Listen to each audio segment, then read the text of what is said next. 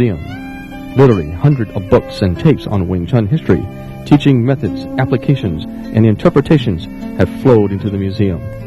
Each is viewed, read, and analyzed by Sifu Benny Ming and the Wing Chun Museum Committee for inclusion in the museum and incorporation into the museum's curriculum.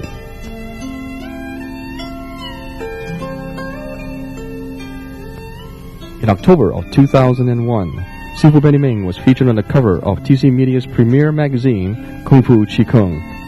As a frequent contributor to the magazine, Sifu Benny Ming's well-researched articles aroused even more interest in the art of Wing Chun. This video was produced as a joint venture between Sifu Benny Ming, the Wing Chun Museum, and TC Media to further shed light on this authentic fighting art.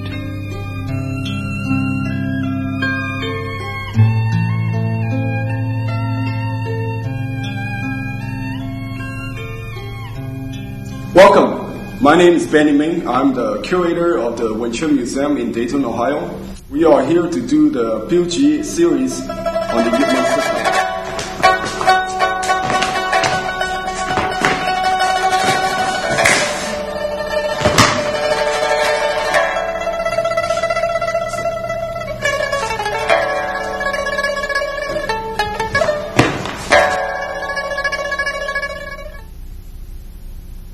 First of all, I want to thank my fellow martial artists. I got a lot of compliments for the Silim Tao and the Chun series. The methods for our BUG series is going to be focused on the common denominator of BUG, in essence, the principles. Because as I have the opportunity to travel to learn and investigate the Yip Man system, there are almost many different interpretations of Yip Man system. Okay, almost every expression is based on the teacher's background, his character and his experiences. So rather than looking at, well, what are the styles out there, the different interpretation, we're going to focus on the essence, which is the principle of the BUG system. Let's discuss about really what BUG means. In Cantonese, BUG, Bu means to thrust. Ji means finger. So you have what it means, thrusting fingers. But in essence, it means be able to generate the explosive power to the extremity. Could be the fingers, could be the palm, could be the fist, could be the forearm, could be the elbow. Because if you tie back to the beginning of the Wing Chun system, Silim Tao will give you the proper body mechanics, proper position, proper structure. Then Chun teach you how to move, the footwork, the kicks, but more importantly is be able to generate the momentum, okay, going forward, turning, and so forth. But more importantly now, BUG is be able to combine Silim Tao and Chun be able to generate power in an explosive manner. Also is be able to go to the impact, which is the contact surface. That is the extremity, okay? Not necessarily always have to be the finger. So BUG, thrusting finger.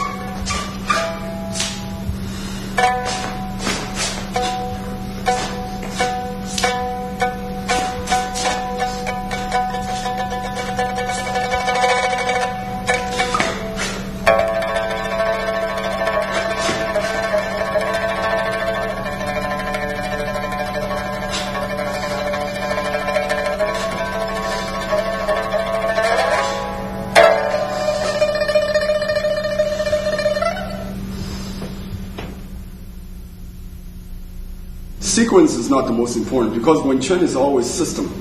Every part has its own body of knowledge. Okay, even through my experience, some well-known Yip Man teachers, grandmaster from different family of Yip Man students, they teach. For example, some would teach the Fa Sao first, then the Gan Zam Sao.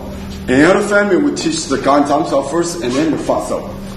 So we don't want to gain an argument and say, well, which one is right and wrong. It's what the essence behind it is, not the sequence, it's the principles.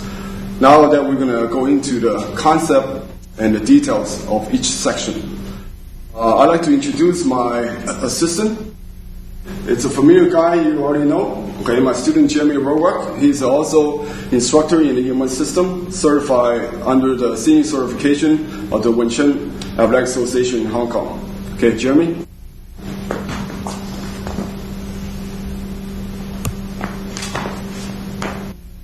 Wing Chun form is like a textbook. It's really the responsibility of the Sifu, the instructor, to unlock that knowledge and pass on to the future generations. So the way we're going to explain the form is, number one, we're going to show you the technique that is new at this level. Number two, we're going to show you the proper position and structures. And then also explain the attributes, such as the explosive power I mentioned about the build. And last is applications.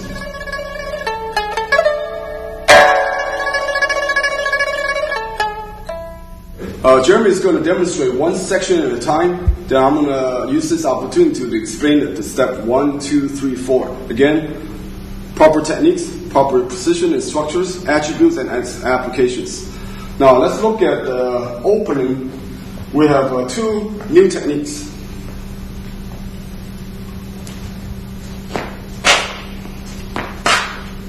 Okay. Now, as you see, the opening we call first movement is called Kao Ma. Can you demonstrate that again?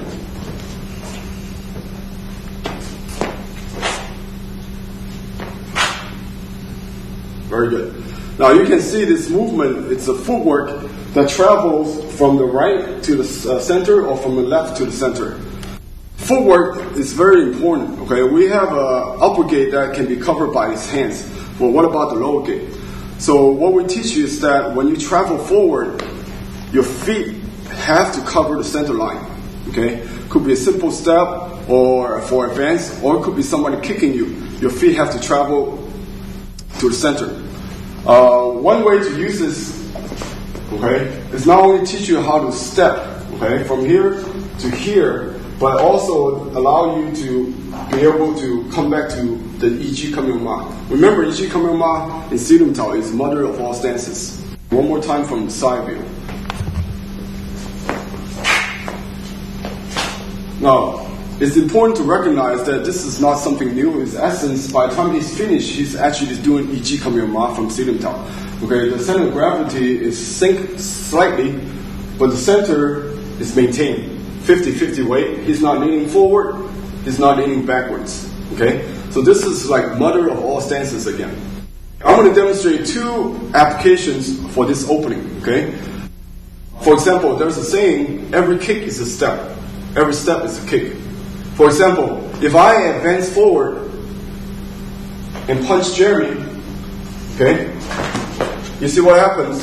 Okay, I'm worrying about my upper gate, but my lower gate, the center, totally exposed. So that's why as we step forward, okay, my center line has to be protected.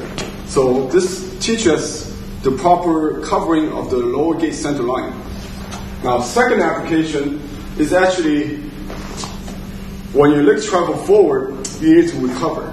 Okay, as you can see, one more time, watch the way I approach Jeremy.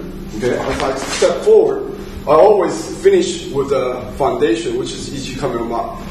Okay, if I put my foot right here and stop, now if he's a grappler, he would take my legs right underneath, right there. So this, I would not have a stable balance. It's very narrow. Okay, so the main focus is as you advance forward, you transfer your legs to the center and back out again. Okay. Now, second application is actually on the way back.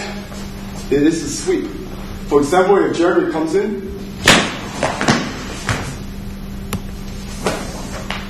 okay, as you can see, Kao Ma, It's teach you how to protect your center going forward, as well as sweep on the way back.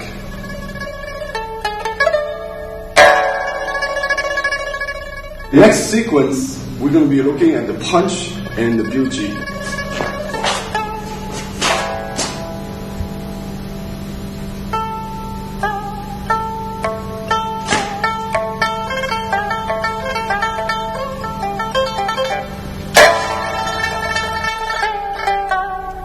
Okay, again, the opening.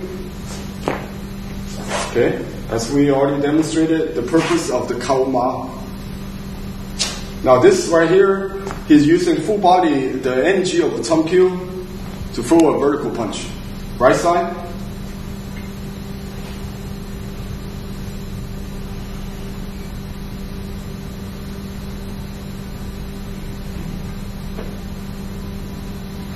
Okay, same thing on the right side. Okay, after the punch, always follow with the biuji techniques.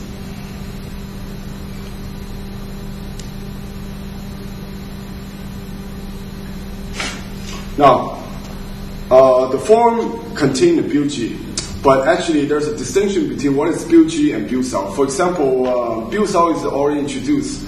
Jeremy, can you demonstrate the biusao in the sitting top form?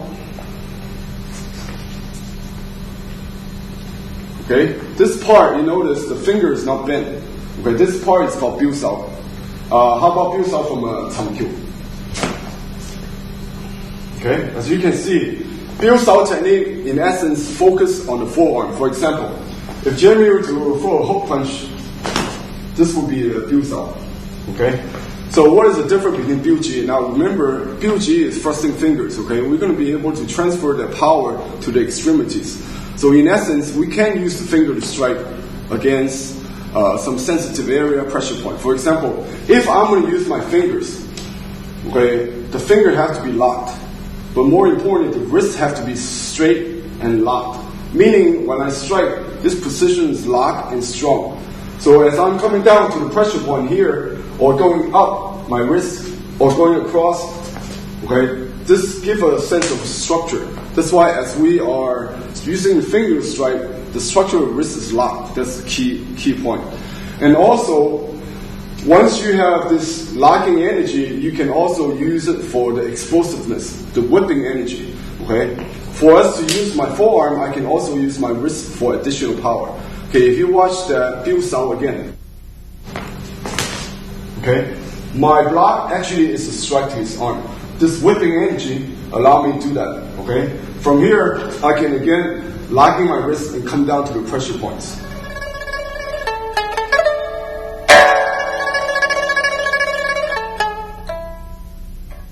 Next sequence, focus on the Wing Chun elbows. Just like biusao, elbows are actually introduced already in chun-kyu form. Jeremy, can you show us where the elbow has been introduced at the chun-kyu form? Right. As you can see, the elbow strike is what we call a horizontal elbow. Biuji elbow actually contains three separate techniques. One is called guaizang, one is called kapzang, one is called paizang.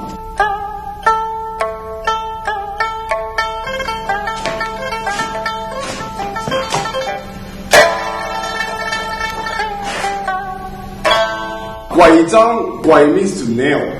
Now this elbow is both horizontal and vertical. Okay, what is